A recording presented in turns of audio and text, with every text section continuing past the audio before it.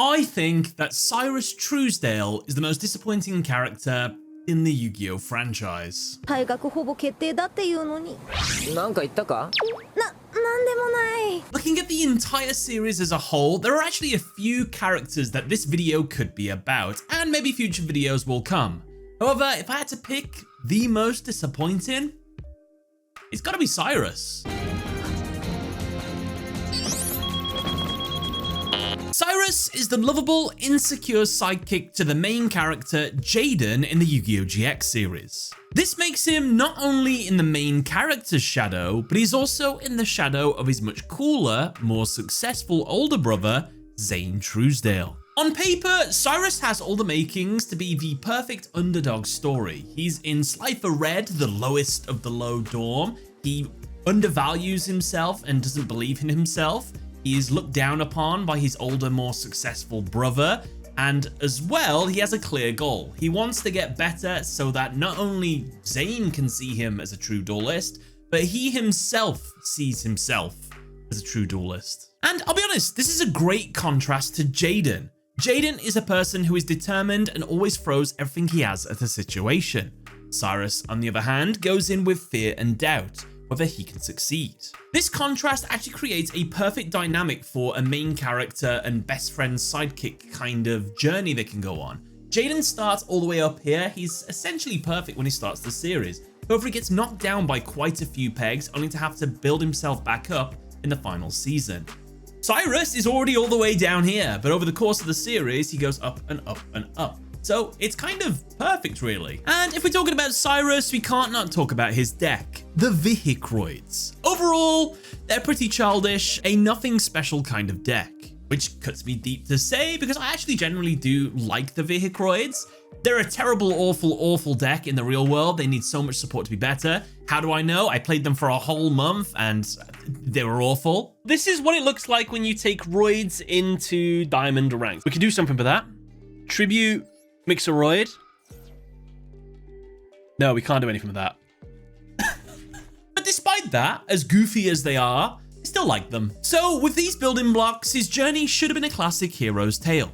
And technically, it is, as by the end of the series, he does achieve all of these goals. He gains confidence in himself and his abilities. He reaches Obelisk Blue, the highest dorm, becomes a pro duelist after the series ends, earns the respect of his brother, and gets a new, more mature deck, the Cyber Dark Roid deck.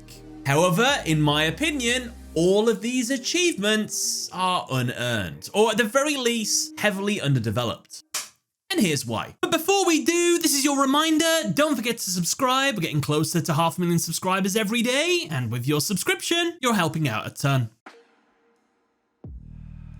Cyrus's first big development moment occurs in episode 11. He contributes towards the defeat of the Paradox Brothers with Jaden, despite having nightmares that he will be the one to cause their downfall. Through the course of the duel, it's revealed that Jaden snuck Power Bond into his deck. Cyrus overcomes his self-doubt and then uses it to win the duel. This is a big deal as Power Bond is a card that, well, Cyrus has a lot of trouble past with. You see, it's a card that he and his older brother both wield, except when Cyrus used it as a kid, he misplayed with it so badly that Zane had to go over to the guy who was playing, pay him off with Yu-Gi-Oh cards and be like, this duel never happened. Talk about this to absolutely no one. And then after this, Cyrus basically regresses. He loses any confidence he has and says, I'm never going to use that card again because, you know, I messed up so badly. So him finally using these cards is a fantastic start. It's the beginning of his upward trajectory. A promise, if you will, of great character growth. But then we get 150 episodes of pretty much nothing. Cut to suddenly Cyrus is a better duelist than his brother, and I have to ask, when the hell did that happen? Now you're gonna say to me, TGS, he went from a Slifer Red and he managed to grow into a Ra Yellow, and then he got into Obelisk Blue. He literally progressed over the course of the series. Like, okay, but did he really? Typically, when you look at character growth, you look at who they duel against over the course of the series. So let's do that with Cyrus. Who did he duel from the start to the end? Well, at the very start of the series, episode 1, he beats the Duel Examiner to get into Duel Academy. This is a baseline requirement, not necessarily a sign of growth. Next, he helps Jaden in his win against the Paradox Brothers. As I said, this is arguably his biggest moment of growth, and that happens in episode 11. He beats, but then loses to Dimitri, a raw yellow copycat duelist. However, in fairness, Dimitri did steal Yugioh's deck, and we needed someone to lose to show how powerful this deck is. So unfortunately, it had to be Cyrus here. So this loss, it's fine. However, we move on from this to his duel against Missy, who he beats. She is an Obelisk Blue student, and to beat her was his prerequisite to go into the raw yellow duel. This should be a huge moment, but it's a hollowed victory. Missy? Who the hell is this person? We never saw her before. We never really see her afterwards as well. This opponent is pretty much a faceless Obelisk Blue student, a character we've never met. So the victory just feels completely unearned. But let's be fair, I guess. Yu-Gi-Oh! GX is one of those series that does have a lot of just one-note characters. They jump in, do a thing, and then they're gone for the rest of the series. So, I mean, Jaden played against a lot of them, so we're not discounting that, but still, if it was someone more meaningful, maybe then. After this, though, things get weird. He duels against Hasselbury for the right to call Jaden his true big brother. He does win this, but only because Hasselbury froze the duel at the last minute. And to be fair, this duel would have only ended in a draw if things had have carried on, but the fact that he couldn't handedly defeat Hasselbury means he's not really better than Hasselbury. This is further cemented in their next duel, as Cyrus and Hasselbury do a tag team duel against the villains Frost and Thunder, minions to Sabrina, Sartorius' sister. And guess what? They lose.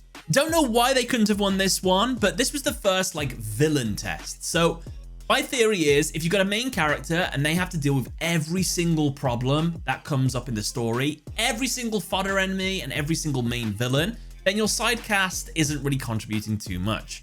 And then with Yu-Gi-Oh! GX, this is their first opportunity to deal with a smaller threat, and they mess it up. That's not great. After this, the Gen X tournament happens, and Cyrus is now apparently a much better duelist. He goes on a winning streak against a bunch of no-name Obelisk Blues. This winning streak, though, comes to a screeching halt when he faces his brother Zane. Now, this is a controversial duel. I'm not a huge fan of edgy Zane, but Zane is being a bit of a prick here, and Cyrus has come to free him from his dark persona, only for it to be revealed he's not being possessed by anything. This is just the new Zane. So it's such a shame that Cyrus loses here. He wasn't able to save his brother, and he wasn't truly able to prove that he had grown stronger than his brother, or to the same level at any case, because I do personally think that Zane handedly defeated him, despite how well Cyrus played in that duel.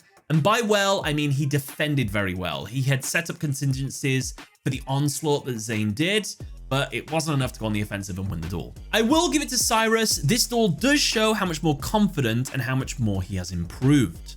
Zane is one of the best duelists in the show after all, so this loss I'm okay with. And after all, there'll be more opportunities for Cyrus to show his improved abilities. This could be the catalyst for even more growth, right? Well, no. When the Dark World arc occurs, Siren doesn't duel at all, but he is set up for a major character arc.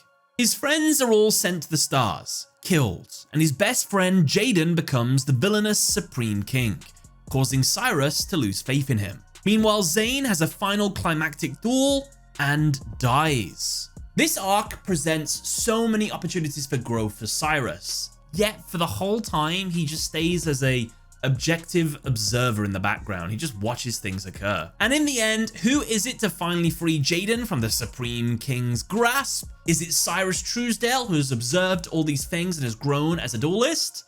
No, it's Axel Brody, another side character. It's cool, it's nice that they gave this character a cool moment, but shouldn't this have been Cyrus? After this, we don't see Cyrus duel again until the final season, when he's officially promoted to an Obelisk Blue off screen. Zane, back in the living world, has a heart attack and so can't duel with his Cyber Dark deck anymore. Cyrus inherits it, he combines it with his Vehicroid deck to make his own unique deck, and defeats Makoto. It is heavily implied at this point, Cyrus is now a better duelist than Zane. After After this, as the series wraps up, he beats a group of no-name Obelisk Blue students again as part of him graduating Duel Academy. However, he then loses to Truman, which is like the mini boss before the final boss of the final series. The big boss is the Darkness. And to be fair, everybody lost to the Darkness. If anybody had a bit of darkness in their heart, they dueled him and they lost. But Cyrus, now with his brand new Cyber Dark Roid deck, having surpassed Zane Truesdale, one of the greatest duelists in the series, you're telling me he still loses to Truman? Could have given him this win at least, you know, just something. And after this, the series ends. Cyrus and Zane create their own pro league together, and I think they also become a tag team pro duo, I think. I feel like I read that somewhere, but that's how the story ends for Cyrus. My issue with this is that from episode 11, Cyrus begins his growth, to episode 164, the pinnacle of his growth, he's beat Zane, achieved all of his goals. There's a lot missing here. He never really defeats anyone meaningful. He has gained confidence, I'll give him that. However, we never actually see that confidence develop through compelling challenges. Which brings me on to another issue I have, which is his deck.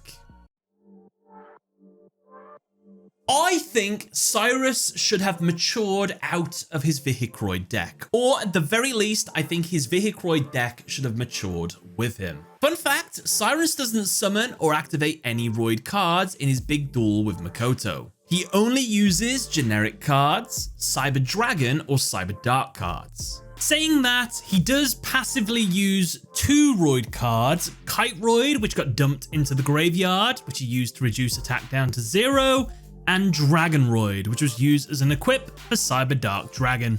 That's it. That should show you how they're not great the Roids are. And it even makes me think that the reason he wasn't involved in dueling against Supreme King Jaden was that the writers were like, Vihicroids are not very cool, are they? And they're also not that good. How are they supposed to be evil heroes, or at least draw against them? Like, I don't know. Let's just have Axel do it with his Volcanics. I'm like, all right then. Now, I like Roids in theory. They're goofy, they're Vihicroid robot things with like googly eyes, but I don't know, there's something charming about them. And if you think about it, Cyrus's Vihicroid deck is simply just an inferior version of Zane's Cyber Dragon deck. Zane's Ace, Cyber End Dragon, and Cyrus's Super Vihicroid Jumbo Drill are the same monster. Both require 3 monsters for summon and deal piercing battle damage, except Cyber End Dragon has better stats and is much easier to get out. Cyrus should have evolved past the Vihicroids. Jaden, Chaz, and Zane all upgraded or changed their decks to reflect their growth. So why didn't Cyrus? If not a completely new deck, upgrade his Vihicroids he has now. This is Super Vihicroid Jumbo Drill. It's a little bit goofy, a little bit wacky, but it's okay to be fair. But this card right here is the manga exclusive, Barbaroid, the ultimate battle machine. Cyrus uses this in the manga. It's an amazing card. 4,000 attack, 4,000 defense, can attack twice. Any monster it attacks can't use its effects. Burns for 1,000 damage if it destroys a monster. Can't attack directly, but still, look how cool this looks. It looks really epic. Why couldn't he have had more cards like this as the series went on? Which brings me to my next point. Cyrus inheriting the Cyber Dark cards. I don't hate that Cyrus inherits the Cyber Dark cards. I just think it wasn't foreshadowed anywhere near enough as it should have been. It feels unearned because I wish I would have seen something like Cyrus maybe spotting a strategy Zane missed with his Cyber Dragons or Cyber Darks. Or even better, it would have been cool to see Cyrus take over a duel for his brother when Zane's heart condition flared up. For example, Zane versus Yugioh. This is my favorite duel in the entire Yu-Gi-Oh! GX series. It's so cool. It's animated so well. There's some absolutely amazing moments. Zane doesn't actually use his Cyber Dark cards in that duel. He mainly relies on his Cyber cards. And the moment where Yugioh is bricking her pants, when Zane gets out the 16k attack, Cyber End Dragon, but then he dies. It's such a beautiful moment. I wouldn't change anything. But if we're going to rewrite the story just a little tiny bit for Cyrus character development, what if Zane doesn't lose the duel after getting that 16,000 attack point Cyber End Dragon? It still disappears, it goes off the field, but Zane still has a little bit of life points left. He doesn't take enough damage to kill him from the power bond attack, but it's enough to make him have the heart attack and collapse. Cyrus runs in, I'll do this for you, brother, takes his duel disc and carries on the duel. Zane stays just enough alive to see his brother duel in his place, and that's like the big "you've surpassed me now" moment, or at least I think you can wield my deck better than I ever could. And that could be believable. And I think it's important that Cyrus is the one to move into the Cyberdark cards, because Cyberdark cards didn't appear at all in that duel. Now with Cyrus at the helm, somehow replenishes his hand and then starts dueling with the Cyberdark cards, and we get a completely epic duel. The problem with this, of course, is you can't really defeat Yugioh here. I mean, if you're going to defeat Yugioh Jesse, Cyrus is a good one to do it with, because he could be the one to free Jesse, the old best friend, saving the new best friend of Jaden, and then Jaden just has to defeat Yugioh, the real Yugioh. Like, that could have been a nice little side character moment to give them as well. I mean, you could just end the duel in a draw, but the next duel ends in a draw as well, so it's like, not too sure about that one. But that's my theory of how you get a bit of foreshadowing of Cyrus absorbing the Cyberdark cards into his deck. And I just want to mention this. If you're going to give Cyrus Cyberdark cards, don't mix them in the vehicle roids. These two things do not go together. Don't do it to me. The best thing I think they could have done is Zane keeps his original Cyber Dragons, gives Cyrus the Cyber Dark Dragons, and Vehicroids just get left at the wayside. Maybe he passes that on to a small child or something. I don't know. Just don't use Vehicroids. They're so bad. In the end, what I'm trying to say is Cyrus had the potential to be a great character development moment, but it all happened either off screen, or it wasn't developed enough, or I just didn't see enough of it. I think my two big things is he should have been the one to free Jaden from his Supreme King persona, get the draw against him instead of Axel. Could have been a nice moment. Maybe taking over a duel for Zane and proving that he was the one worthy to wield the Cyberdark cards, or just upgrade his Vehicroids over the course of the series to be a bit more mature. And if his deck's getting more mature, we could mature Cyrus as well as a character as he gains more confidence. Not that there's anything wrong with being short or anything like that, but he could actually get a little bit taller as well to show this progress, even getting taller than Jaden, because Zane's very tall and usually siblings sort of reach the same height as each other. So that could have been a little thing. That's not necessarily important at all, but I just thought that'd be a cool little feature over the 3 years. He gets a bit of a growth spurt. If you subscribe right now, we'll talk about how Blue Angel is probably the second most disappointing character in the entire Yu-Gi-Oh franchise. You have a deck that does so much burn damage in a 4,000 life point meta, and you lose every duel? What? Thank you all for watching. Let me know your thoughts and Cyrus in the comment section below. Was I right or wrong? Other than that, thank you all for watching. Catch you later.